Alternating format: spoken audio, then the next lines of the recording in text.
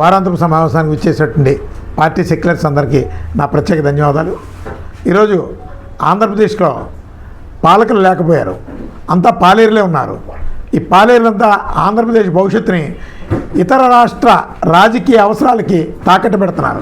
మన చేతకాని దద్దమ్మల్ని పార్లమెంట్కి పంపించి ఆ పార్లమెంట్లో వీళ్ళు అక్కడ ఆ రాజకీయాలకి అనుగుణంగానే వాళ్ళ యొక్క అధికారాన్ని వదిలేసుకుంటున్నారు తప్ప ఆంధ్రప్రదేశ్కి ఇది కావాలి అని అడిగేటటువంటి వాళ్ళు లేరు. ఆంధ్రప్రదేశ్ భవిష్యత్తు కోసం మాట్లాడేటటువంటి నేతలు లేరు. ఈరోజు ఆంధ్రప్రదేశ్ చుట్టూ ఇక కొన్ని కార్పొరేట్ మీడియాలు కూడా దురదృష్టం ఏంటంటే ఆంధ్రప్రదేశ్ని వెంటాడుతున్నాయి, ఒక శాపంగా మారాయి. ఒక కమెడియన్లాగా ఈ పవన్ కళ్యాణ్ గంటకో మాట, రోజుకో మాట, పూటకో మాట, వాళ్ళు ఆయన మాట్లాడినటువంటి ఆ కమెడియన్ మాటలనే ఈ రాష్ట్రానికి అంటగాగిస్తున్నారు. ఈ మాటలనే ప్రచారం చేయిస్తున్నారు. ఈ రాష్ట్ర ప్రతిష్టని దిగజారుస్తున్నారు. ఒక కుట్ర జరుగుతుంది. కానీ ఈ ఆంధ్రప్రదేశ్కి అభివృద్ధి కావాలి. అలాగే మాకు గొప్ప సంపద కలిగినటువంటి రాష్ట్రం ఈ ఆంధ్రప్రదేశ్. ఇక్కడ ఉన్నాయన్నీ తరలించుకుపోతుంటే చేతగానే దద్దమ్మల్లా కూర్చుంటూ మతపరమైనటువంటి కులపరమైనటువంటి రాజకీయాల్ని ఈ మధ్యకాలంలో పవన్ కళ్యాణ్ గారి ద్వారా ముందుకు నడిపిస్తున్నారు. నిజంగా అధికారంలో ఉన్నారు, మీరు అధికారంలో ఉంటూ నిజంగా నెయ్యిలో కల్తీ జరిగి ఉంటే మీరు మీ పవర్ను ఉపయోగించి ఇదిగో ఇలా కల్తీ జరిగింది, పలానా వాళ్ళు చేశారు అని చెప్పి మీరు పనిష్మెంట్ ఇవ్వండి. అంతేగాని భక్తుల మనోభావాలతోనే రాజకీయాలు చేయకండి. ఖచ్చితంగా కలియుగ శ్రీ వెంకటేశ్వర స్వామి వారు చాలా అత్యంత శక్తివంతమైనటువంటి ఒక గొప్ప గాడ్.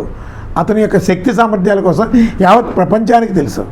అందుకని ఆయన్ని రాజకీయాల్లోకి తీసుకొచ్చి ఆయన ప్రతిష్టనే దిగజారుద్దామని మీ కుట్రలో కుతంత్రాలు చేస్తే ఖచ్చితంగా ఆ కుట్రలో మీరే బలిపశువులు అయిపోతారు.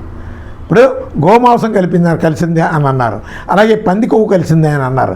ఏదో ఒకటి ఏం కలిసిందో చెప్పండి, చెప్పి దానికి కారకులు ఎవరో మీరు పనిష్ చేయండి. అంతేగాని రాజకీయాలకి మాత్రం మీరు అవకాశం ఇవ్వకండి. ఈ రాజకీయాలకి మతోన్మాద వివాదాలని ముడిపెట్టకండి. ఈ రాష్ట్రాన్ని సుభిక్షితంగా ఉంచండి, శాంతి భద్రతలని కాపాడండి. అంతేగాని మతకలహాలతో ఇక్కడ ఉన్నటువంటి మతాలని వేరు చేసే విధంగా గొడవలు పెట్టి శాంతి భద్రతల సమస్యలకు మీరు కారకులు కాకండి అని ఈ సందర్భంగా తెలియజేస్తున్నాం. మీరు ఒక్కటి చెప్తున్నాం, గుండెల మీద చేసి చెప్పండి. మీ రాజకీయాల్లోకి ఆంధ్రప్రదేశ్ రాజకీయాల్లోకి అడుగుపెట్టిన తర్వాత మీ మూలంగా ఒక్క మేలు ఆంధ్రప్రదేశ్కి జరిగిందా? పవన్ కళ్యాణ్ నేను ఈ సందర్భంగా అడుగుతున్నాను. పవన్ కళ్యాణ్ అధికారంలో లేనప్పుడు కానీ ఇప్పుడు అధికారంలో ఉన్నప్పుడు కానీ ఇదిగో నా మూలంగా ఈ ఆంధ్రప్రదేశ్కి ఈ న్యాయం జరిగిందని చెప్పుకోవడానికి పవన్ కళ్యాణ్ దగ్గర ఒకటి ఉందా?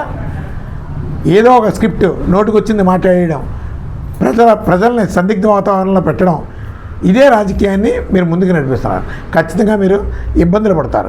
అలాగే ఈ రాష్ట్రం కోసం, ఈ రాష్ట్ర భవిష్యత్తు కోసం, సంక్షేమం కోసం, భద్రత కోసం ప్రత్యామ్నాయ రాజకీయ నిర్మాణం ఖచ్చితంగా ఆంధ్రప్రదేశ్కి అవసరం. ఎందుకంటే పవన్ కళ్యాణ్ గారు కానీ, అలాగే చంద్రబాబు నాయుడు గారు కానీ, జగన్మోహన్ రెడ్డి గారు కానీ ఈ రాష్ట్రాన్ని ఎట్టి పరిస్థితుల్లో బాగు చేయలేరు. ఎందుకంటే వాళ్ళందరూ చేతులు ఎత్తేశారు. వాళ్ళకి అవకాశాలు ఇచ్చినా ఏమీ చేయలేనటువంటి హీనస్థితిలో ఈరోజు మీరు ప్రక్కన కూర్చున్నారు. అందుకని ఖచ్చితంగా మీ మూలంగా ఆంధ్రప్రదేశ్ భవిష్యత్తు లేదు. ఖచ్చితంగా రాష్ట్రీయ ప్రజా కాంగ్రెస్ పార్టీ ఈ రాష్ట్రంలో ఉన్నటువంటి మేధావర్గంతోనే యువతతోనే ఒక సమీకరణ చేసి ఈ రాష్ట్రం అనే ఒక ఫీల్తో, స్వరాష్ట్రం అనే ఒక భావజాలంతో ఖచ్చితంగా మేము ఆంధ్రప్రదేశ్ని ఒక గొప్ప సంపన్న రాష్ట్రంగా సాధించుకుంటామని ఈ సందర్భంగా రాష్ట్రీయ ప్రజా కాంగ్రెస్ పార్టీ నుంచి తెలియజేస్తాం.